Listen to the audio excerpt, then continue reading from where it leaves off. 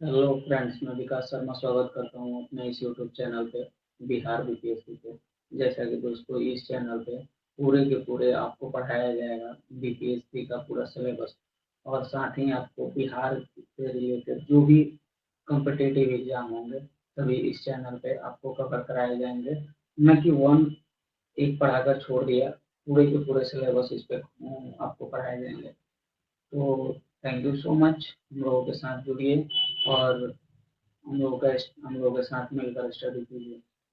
मैं आपको आज हिस्ट्री का, जो कि बीपीएससी 67 और 68 का जो मैक्सिमम सिलेबस है हिस्ट्री, उसी का आज पहला टॉपिक, जो इम्पोर्टेंट टॉपिक है मॉडर्न हिस्ट्री का, यूरोपियों का भारत में आगमन, आज उसी को देखते हैं।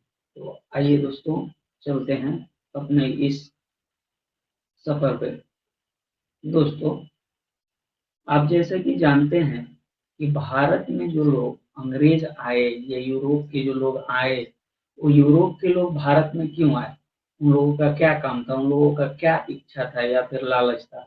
उन लोगों का लालच था कि यहाँ का जो व्यापारिक परिदृश्य था भारत का, वो पूरा का पूरा चौपट हुआ था।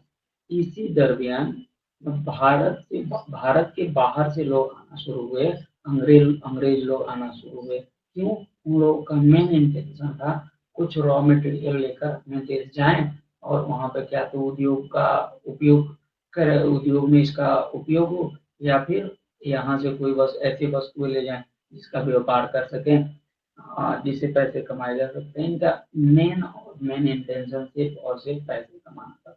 चलिए, तो जैसे कि आपको आपको हम बता चुके हैं कि ये व्यापार करने के लिए आए, तो सबसे पहले यूरोप से कौन आए। देखिए, यूरोप में बहुत सारा कंट्री है, उसमें से भारत में लगभग 5 कंट्री के लोग आए। पहला पुर्तगाली, दूसरा डच, तीसरा अंग्रेज, चौथा डेनिश और पांचवा फ्रांसीसी। तो ये लोग टोटल मिलाकर, कुल मिलाकर 5 देश के लोग भारत में आगमन किए, जिन लोगों ने भारत भारत से कुछ व्यापार किया और बाद में भारत में पर ही कॉलोनियल सिस्टम बना लिए, मतलब भारत भारत को अपने हिसाब से चलाने वाला देश बना लिए, कब्जा कर लिए देश पे। ठीक है, तो चलिए, पहला कौन आया था बाबू। जैसा कि आपको हम बताए, पहला आया पुर्तगाल, पुर्तगाल। दूसरा कौन आया? डच। तीसरा कौन आया? अंग्रेज। चौथा कौन आया? डेनिश। चौथा कौन आया बाबू? डेनिश। और पांचवा कौन आया बाबू? फ्रांसीसी। ऐसे आपको याद रखने के लिए यहाँ पे एक सूत्र बनाए हैं। इस सूत्र को अगर आप देखें कि सीरियल वाइज में याद कैसे रखेंगे, तो बिहार के लड़कों में एक बहुत खूबी होता है, वो लोग गाली अच्छे से देते हैं। तो यहाँ पे गाली नहीं पढ़ा रहे हैं, यहाँ पे समझा रहे हैं ट्रिक क्या याद रखने के लिए। देखिए, यहाँ पे याद इसको सीरियल वाइज रखने के लिए, पुर्तगाली ने डच और अंग्रेज को, देखो ध्यान से, पुर्तगाली ने डच और अंग्रेज को गाली दे दिया, तो डेनिश और फ्रांसीसी किसी आ गए। इसका क्या मतलब हुआ? पुर्तगाली, डच, अंग्रेज, डेनिश और फ्रांसीसी, ये 5 लोग आए थे। तो पुर्तगाल ने डच और अंग्रेज को गाली दिया, तो क्या हो गया? डेनिश और फ्रांसीसी, इसे आ गया फ्रांस और अंग्रेज। क्या है? डेनिश और फ्रांसीसी क्या हो गया बाबू? चलिए, जो पुर्तगाली हम लोग है, वो कौन सा पहला पुर्तगाली था जो हम लोगों के पास आया या भारत में आया व्यापार करने के लिए? तो आप सब जानते हैं उसका नाम है वास्को डिगामा। उसका नाम क्या है दोस्तों? Vasco da Gama. वास्को डिगामा 1498 में समुद्री मार्ग से लगभग 90 दिनों की यात्रा को पूरी करके केरल के बंदरगाह, केरल में एक बंदरगाह था जिसका नाम था कालीकट बंदरगाह या कोजीकट बंदरगाह, क्या नाम था बाबू? कालीकट बंदरगाह या कोजीकट बंदरगाह। इसी बंदरगाह पे वास्को डी गामा पहली बार पहुंचा। कहाँ पहुंचा? इसी बंदरगाह पे। बंदरगाह का वास्को डी गामा कहाँ पहुंचा था? तो कालीकट बंदरगाह पे। कालीकट बंदरगाह कहाँ स्थित है? तो क्या बताएंगे? केरल में स्थित है। ठीक है, अगर केरल में स्थित है कालीकट बंदरगाह, कहाँ स्थित है बाबू? केरल में। ठीक है, कितने दिनों की यात्रा? 90 दिनों की लगभग यात्रा पूरी करता है। अगर एग्जैक्ट डेट पूछा जाए तो क्या आप बताएंगे? यहाँ पे लिख देते हैं 20 मई 20 मई 1498 को कहाँ पहुंचा था? कालीकट बंदरगाह पर पहुंचा था। आगे इंपॉर्टेंट इसमें पॉइंट बनेगा कि जिस जहाज से वो आया था, उस जहाज का नाम था बाबू साओ गैब्रियल। क्या नाम था बाबू जहाज का? Sao Gabriel. साओ गैब्रियल जहाज से वो आया था। केरल में जो कालीकट बंदरगाह था, उस इलाके में एक शासक हुआ करता था, जिस शासक का नाम होता है था जमोरीन। तो जमोरीन नाम का व्यक्ति वास्को डिगामा को स्वागत किया। वास्को डिगामा का स्वागत किया कहाँ पे? कालीकट बंदरगाह पे। अच्छा, क्वेश्चन पूछा जाए कौन सा व्यक्ति वास्को डिगामा को स्वागत किया कालीकट बंदरगाह पे, तो क्या आंसर बताएंगे? आपका आंसर क्या होगा? जमोरीन। ठीक है, अगला पॉइंट है 1498 में जब ये आया, उसी समय पुर्तगालियों ने अपने ईस्ट इंडिया कंपनी की स्थापना कर दी। क्या कर दिया बाबू? ईस्ट इंडिया कंपनी का स्थापना कर दिया। पुर्तगालियों ने ईस्ट इंडिया कंपनी की स्थापना कब की? तो 1498 में।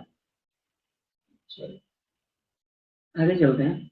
1499 में बच्चों क्या हुआ कि वास्को डिगामा जो था, वो गोवा के बंदरगाह से, जिस बंदरगाह का नाम था दिगमा, दिगमा बंदरगाह से काली मिर्च लिया और लेकर वापस लौट गया। जिसको यूरोप में बेचा तो उसको 60% का मुनाफा हुआ। तो 60% का मुनाफा कहाँ हुआ बाबू? यूरोप में। किसको हुआ? तो आपको वास्को डी गामा को क्या बेचकर हुआ? तो काली मिर्च को बेचकर हुआ। ठीक है, आगे चलें। तो देखो 1502 में 1499 में चला गया और 1502 में वास्को डी गामा फिर से दोबारा आया। 1503 में पुर्तगालियों ने अपनी पहली उद्योग कहाँ लगाया बाबू? कोची में। कब लगाया? 1503। कहाँ लगाया? कोची में। कोची कहाँ स्थित है? आपका केरल में स्थित है। ठीक है, आगे चलें। तो भारत में प्रथम यूरोपीय दुर्ग अल्फांसो डी अल्बुकर्क ने 1503 में कोची में बनाया था। तो इसको याद रखेंगे, ये इंपॉर्टेंट पॉइंट है। ये पॉइंट जो है वो इम्पोर्टेंट पॉइंट है। क्या है? ये पॉइंट इम्पोर्टेंट हुआ और इम्पोर्टेंट को हम लोग दूसरे चीज से मार्क करते हैं। क्या मार्क हो गया? इम्पोर्टेंट। अब देखिए क्या Alfonso de Alfonso de Albuquerque नाम का जो व्यक्ति था, उसी ने 1503 ईस्वी में पहली बार कोची में किसी यूरोपीय के द्वारा बनाया गया पहला दुर्ग था। तो ये पहला दुर्ग था, इसलिए इसको इम्पोर्टेंट है, ये याद रखिए। ठीक है, आगे जब चलते हैं तो 1505 से लेकर 1505 से लेकर और 15 से 9 तक पहला गवर्नर बनकर आया पुर्तगालियों का, जिसका नाम था फ्रांसिस्को डी अल्मीरा। क्या नाम था? Francisco de almirah. Francisco de almirah. Francisco de almirah. Francisco de almirah 1505 ईस्वी में गवर्नर बनकर आया पुर्तगालियों का। जब ये गवर्नर बनकर आया तो तब तक अरब देशों का कब्जा हुआ करता था। 15वीं शताब्दी में अरब देशों का शासन हुआ करता था। कहाँ बाबू? अरब सागर पे। अब क्या है, अरब सागर के बाद यूरोप पड़ता है, और अरब सागर के इधर भारत पड़ता है। तो भारत से यूरोप जाने आने में क्या पड़ता था? अरब सागर पड़ता था। और जिस पे कंट्रोल किसका होता था? अरबियन देशों का हुआ करता था। तो अरबियन देशों से क्या किया? एक नीति बनाया फ्रांसिस्को डी अल्मीरा ने, और वह उस नीति को कहा जाता है नीली जल नीति। और इसी नीली जल नीति के माध्यम से क्या कर लिया? रास्ता मिल गया किसको आने जाने का बाबू? पुर्तगालियों के व्यापार करने में आसानी होने लगा। ठीक है। 15 से 9 से लेकर 1515 तक, 15 से 9 से लेकर कहाँ से कहाँ तक बाबू? 15 से 15 तक क्या हुआ करता था? 15 से 15 तक दूसरा गवर्नर बनकर आया। कौन आया? Alfonso de Albuquerque. ये वही व्यक्ति है बाबू, अल्फांसो डी अल्बुकर्क, जिसने प्रथम दुर्ग का निर्माण किया था। तो अल्फांसो डी अल्बुकर्क 1509 से 1515 तक भारत भेजा गया, क्या बनाकर? पुर्तगालियों का दूसरा गवर्नर बनाकर। ठीक है। अब अल्फांसो डी अल्बुकर्क को पुर्तगाली साम्राज्य का वास्तविक संस्थापक भारत में कहा जाता है। किसे कहा जाता है? अल्फांसो डी अल्बुकर्क को कहा जाता है। ठीक है।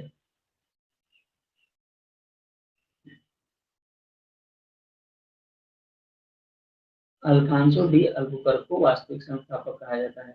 1509 में अल्फांसो डी अल्बुकर्क ने कोची को पुर्तगालियों का राजधानी बना दिया। किसको राजधानी बना दिया बाबू?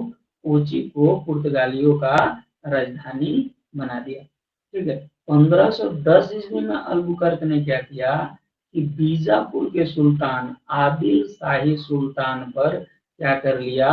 आक्रमण कर लिया, और क्या छीन लिया? गोवा को छीन लिया। आदिल शाही सुल्तान से गोवा छीन लिया। कौन छीन लिया बाबू? अल्बुकर्क ने छीन लिया। कब छीना? 1510 में। 1528 में फिर से तीसरी बार भारत आया। कौन? वास्को डिगामा भारत आया, और भारत में ही मर गया। अगला पॉइंट क्या है? अगला पॉइंट ये है कि 1529 से 1538 तक पुर्तगालियों का तीसरा एक गवर्नर बनकर आया। तीसरा नहीं होगा, एक गवर्नर बनकर आया मीनो डी कुन्ना। ठीक है। ये तीसरा नहीं, एक गवर्नर बनकर आया जिसका नाम था क्या बाबू? मीनो डी कुन्ना गवर्नर बनकर आया। ठीक है। और 1530 में इसने क्या किया? 1529 से 1538 तक था उसका कार्यकाल। 1530 में इसने क्या किया? राजधानी को कोची से हटाकर गोवा स्थानांतरित कर दिया। मतलब जो राजधानी पुर्तगालियों का हुआ करता था वो कहाँ हुआ करता था? कोची तक। कब तक? 1530 तक। लेकिन 1530 में क्या कर दिया? गोवा से कोची से गोवा कर दिया, स्थानांतरित कर दिया। ठीक है। आगे चलते हैं यहाँ तक। तो पुर्तगालियों ने 1961 तक कहाँ राज किया बाबू? गोवा और दमन द्वीप पर राज किया। पुर्तगालियों द्वारा राज किया गया। कहाँ? गोवा और दमन द्वीप पे। ये लोग ज्यादा दूर तक नहीं फैले हुए थे, कम्प्लीटली साउथ इंडिया में भी फैले थे। थोड़ा थोड़ा सा बंगाल का जो इलाका है उसमें भी बाद में ये लोग आए व्यापार करने के लिए। ठीक है। चलिए आगे अगर हम लोग देखें तो यहाँ से इम्पोर्टेंट क्या पॉइंट है? तो इम्पोर्टेंट पॉइंट ये है कि लोग 1961 में गए। भारत में जो गोवा राज्य है, गोवा तथा दमन द्वीप को 25वें हैं राज्य के रूप में, 26वां है संविधान संशोधन के तहत शामिल किया गया। बहुत इंपॉर्टेंट पॉइंट। कौन से राज्य के रूप में? 25वें। कौन से संविधान संशोधन के तहत? तो 56वें। प्री से यहाँ से क्वेश्चन पूछा जा सकता है। ठीक है। तो यहाँ पे 56वें संविधान संशोधन के तहत इसको शामिल किया गया।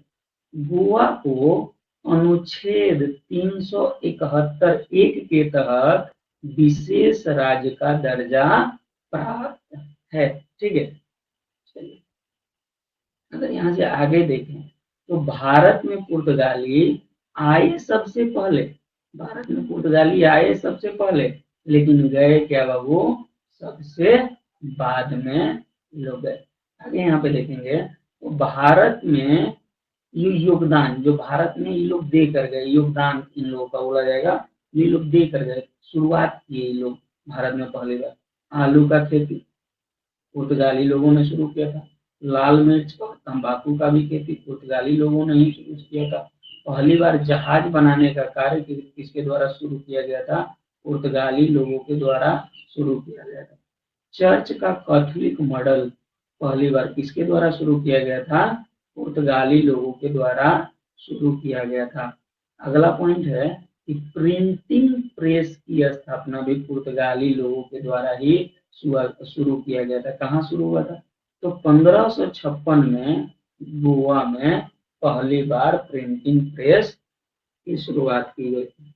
अब बीपीएससी और पीसीएस की दृष्टि से, कौन, बीपीएससी एंड पीसीएस की दृष्टि से ये पॉइंट इम्पोर्टेंट है। क्या है, भारत की आजादी के समय जो गवर्नर था पुर्तगालियों का, उस गवर्नर का नाम था जोसे फेरेरा बोसा। इसका नाम याद रखेंगे, जोसे फेरेरा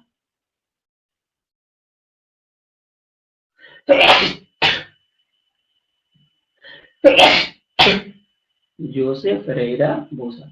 और जब ये लोग छोड़कर जा रहे थे, तो इमैनुअल एंटोनियो वसालो सिल्वा गवर्नर था 1961 में। समुद्री मार्ग का रास्ता इन्हीं लोगों ने, तो समुद्र के द्वारा व्यापारिक केंद्र इन्हीं लोगों ने स्थापित किया था। अगला पॉइंट है कि 1534 ईस्वी में पुर्तगालियों ने बंगाल के शासक गियासुद्दीन मोहम्मद शाह से सतगांव और चटगांव में अपनी फैक्ट्रियां लगाने की अनुमति प्राप्त किया था। कौन प्राप्त किया था, पुर्तगालियों ने। किससे, गियासुद्दीन महमूद शाह से, सतगांव और चटगांव में। कब किया था, तो 1534 ईस्वी में किया था। ठीक है, आगे अगर यहाँ पे देखें तो पुर्तगालियों ने हुगली जो जगह था बंगाल की खाड़ी में, उस समुद्री लूट का केंद्र बनाया था। कौन केंद्र बनाया था, पुर्तगाली लोगों ने। कब बनाया था, जब इन लोगों का व्यापार हुआ करता था। कहाँ पे, ये इम्पोर्टेंट पॉइंट है, इसे क्वेश्चन पूछा जाता है। हुगली को व्यापारियों का समुद्री लूट का केंद्र किसके द्वारा बनाया गया था, तो पुर्तगालियों के द्वारा बनाया गया था। अच्छा, इससे जुड़ा हुआ एक और पॉइंट है, 1632 में मुगल बादशाह शाहजहां ने हुगली को पूरी तरह, इनके बस्तियों को, हुगली के पूरी तरह के जो पुर्तगालियों के बस्ती में हुआ करता था, पूरी तरह से नष्ट कर दिया था। ठीक है, तो क्यों नष्ट कर दिया था, तो नष्ट कर दिया था कि यहाँ पे पुर्तगाली लोग छीनते ही करते थे, छीन लेते थे, चाहे वो पैसे हो, चाहे वो आपका सामान हो, ये लोग छीन कर लेकर चले जाते थे, इसीलिए इसको ये नष्ट कर दिया। थैंक यू सो मच इस सेशन को अटेंड करने के लिए सबको। और अगर ये कंटेंट आप सबको अच्छा लगता है, ये कंटेंट अगर आपके परीक्षा में उपयोगी साबित होता है, तो मेरे इस चैनल को लाइक करें, सब्सक्राइब करें और मेरे इस चैनल पे बने रहें।